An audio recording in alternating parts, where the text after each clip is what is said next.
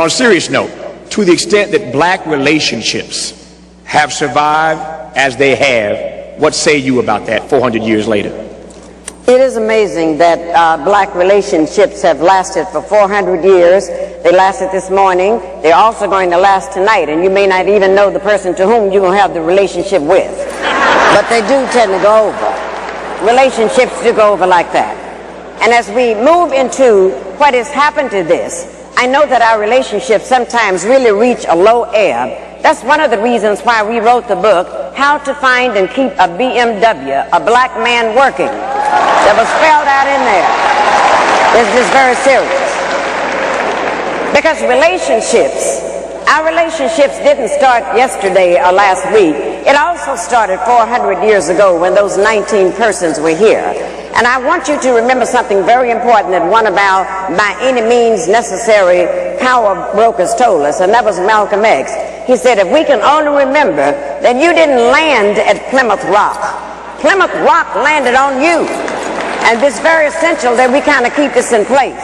And knowing that these are the things that happen, then we have to move more to change it. See, we have a system that would not like to see black males and black females together. They would not like to see that happening at all. Because once we come together, they understand the power of the strength of the black woman, the queen of the universe. They know that, her strength. They also know the power of the black male, the warrior. If you would turn him loose, he will protect also his family and things that need to be done.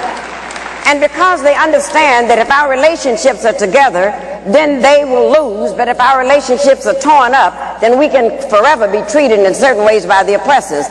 That's why they gave us something called integration, which is nothing but the illusion of inclusion. They gave us this. They actually gave that statement. And when they gave that statement, it meant that they could go right into your homes. They went into the black homes now, the powers that be, and told us that you cannot discipline your children anymore. And if you discipline your children, you will go into jail. It's this kind of thing they told us. Now, this is amazing that, you know, the black parents who in Africa, that was out of the question. Some social worker come in there saying you can't discipline your children, the social worker would disappear. As you all know, this kind of thing would go on. You would be sitting in a place like this, and all you had to do was act up and do something wrong, and all your mother had to do was to glance in your direction. Y'all remember that? And you remember that the glance meant, don't let me have to get up and come over there. And every once in a while in the black family, there was a fool who would challenge the glance. And if you could get home over the foot, over the ironing cart, over whatever, you were sent to the backyard to get something off the peach tree. And if you brought something in that was too short,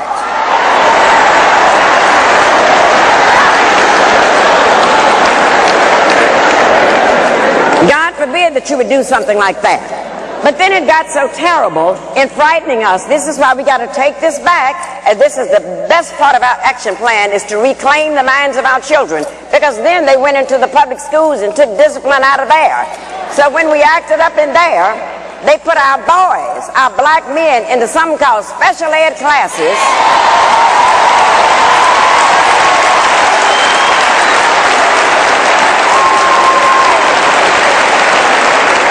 And as you know, those special ed classes are nothing but holding cells until they can go to the state prison.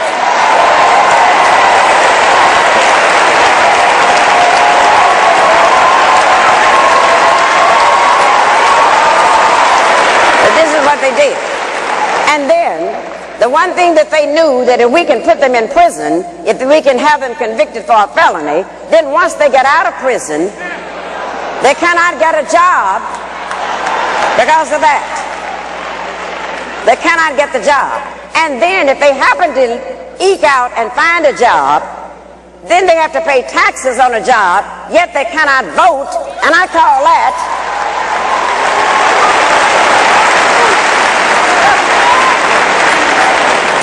taxation without representation. That's what we're looking at.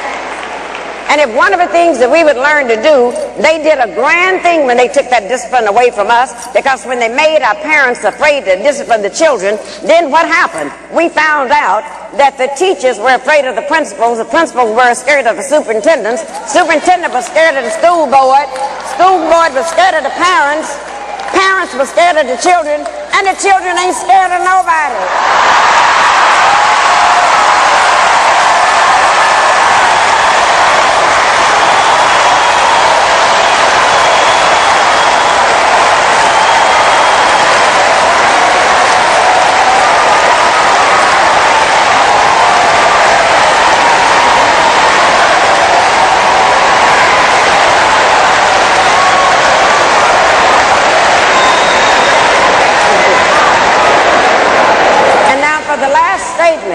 The last statement, the reason why we're so pleased to have the covenant, it makes all of this type foolishness stop. It's going on under Angela Glover in San Francisco. It's all over the country, and they're all saying we finally have a movement where we can take back over the minds of our children. And the first thing we got to take over, the covenant taught us that we do not have to have black leaders anymore.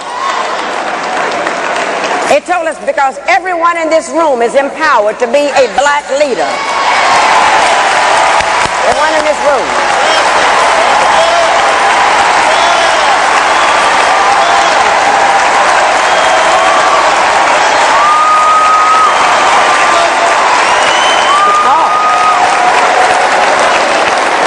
Because see, right now, these people that you're calling black leaders are not what they used to be with Marcus Garvey's day.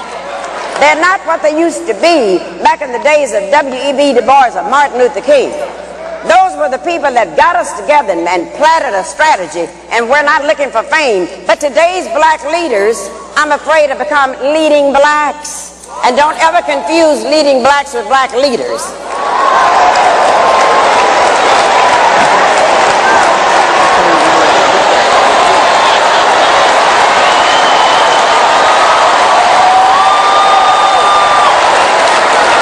Let me tell you why you don't do that. One of the reasons you don't confuse them, black leaders are chosen by you. They're chosen by the people they're going to lead. They're chosen by us. But let me tell you about the leading blacks.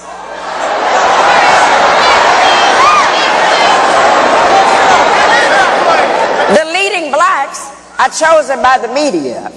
Leading blacks are chosen by ABC, all broadcasting Caucasians.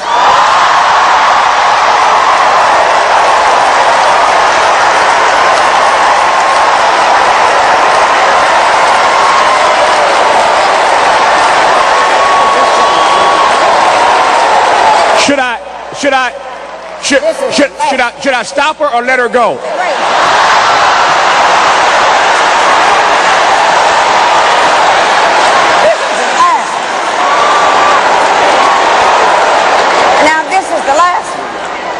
This is the last one.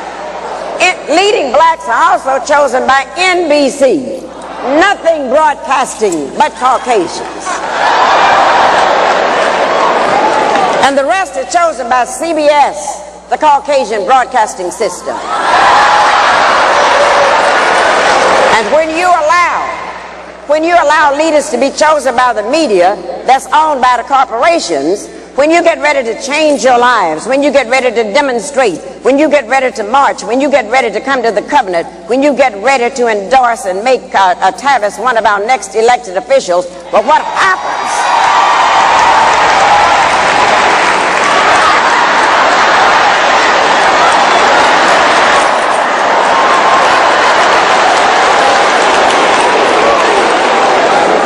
Then you must take the time to carefully watch and see what the leading blacks are doing, because that's when the leading blacks sneak into the door to the corporations, and they will tell the corporations, oh, we know how to go and put them down. We know how to get you some real affirmative action Negroes to come in here and work. We know how to do that. But at the end of the day, the leading blacks lead the corporations, and the leading blacks have gotten paid while we have gotten played.